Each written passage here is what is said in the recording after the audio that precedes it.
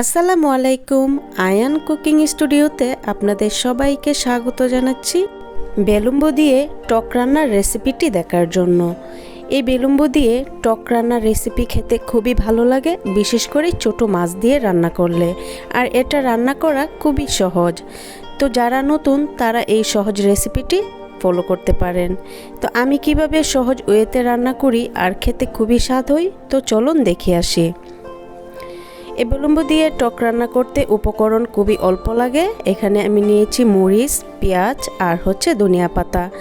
আর এখানে পুঁটি মাছ নিয়েছি ছোট, খুব ভালোভাবে পরিষ্কার করে নিয়েছি। আর যেটা মেন উপকরণ লাগবে সেটা হচ্ছে বেলুম্বো। আর এখানে এই বেলুম্বোটা আমি মাছ থেকে কেটে নিয়েছি। এখন আমি চুলায় পাত্র বসিয়ে পরিমাণ মতো তেল দিয়ে, তেল গরম হয়ে আসলে এখানে কিছুটা পেঁয়াজ অ্যাড করে দিয়েছি।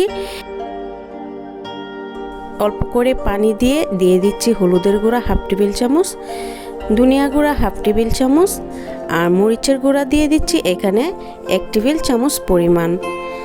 এখানে জাল আপনারা কম বেশি বাড়িয়ে দিতে পারেন। আমি মাছ অনুযায়ী এখানে জালটা কম বেশি বাড়িয়ে অ্যাড করে দিয়েছি।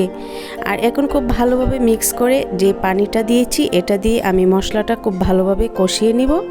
মশলাটা যখন খুব ভালোভাবে কষানো হয়ে যাবে, এখানে আমি পরিষ্কার করে রাখা সেই ছোট পুঁটি মাছগুলো দিয়ে দিচ্ছি। যেহেতু মাছগুলো খুব ছোট, এই জন্য খুব ভালোভাবে প্রথম অবস্থাতেই নেড়েচেড়ে মিক্স করে 1 মিনিটের মতো কষিয়ে নিব। আর খুব ভালোভাবে যখন এভাবে কষানোটা হয়ে যাবে, এই পর্যায়ে আমি বেলুম্বোটা অ্যাড করে দিচ্ছি। এখন আমি এটার মধ্যে পানি দিয়ে দিচ্ছি। এমনভাবে পানিটা দিতে হবে যেন বেলুম্বো আর মাছটা খুব ভালোভাবে হয়ে যায়। আর আমি যে পরিমাণ ঝোল রাখবো সেই পরিমাণ ঝোলটা যেন থেকে যায়। আর টক রান্নার ক্ষেত্রে ঝোলটা একটু বেশি দেওয়া হয়। আর এখানে আমি এখন অ্যাড করে দিচ্ছি স্বাদ মতো লবণ, দিয়ে আরও কিছুটা পানি অ্যাড করে দিয়েছি। দিয়ে এখন ঢাকনা দিয়ে রান্না করব কিছুক্ষণ ঢাকনা দিয়ে রান্না করার মধ্যেই কিন্তু খুব ভালোভাবে ফুটে উঠেছে। আর রান্নাটাও কিন্তু হয়ে আসছে প্রায়।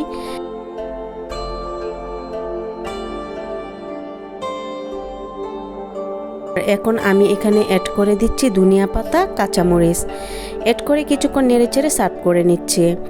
খুব সহজেই এভাবে তৈরি হয়ে গেল ছোট মাছ দিয়ে বেলুম্বো রান্না। আর এটা খেতে খুবই ভালো লাগে। আপনাদের যদি ভালো লাগে ফ্রেন্ডস অ্যান্ড ফ্যামিলির সাথে শেয়ার করবেন। ভিডিওটি যারা ফেসবুক পেজ থেকে প্রথমবারের মতো দেখছেন প্লিজ ফলো করে দেবেন। আর যারা ইউটিউব থেকে দেখছেন প্লিজ সাবস্ক্রাইব করে দেবেন, লাইক কমেন্ট করবেন। সবাই অনেক বেশি ভালো থাকবেন। আল্লাহ হাফেজ।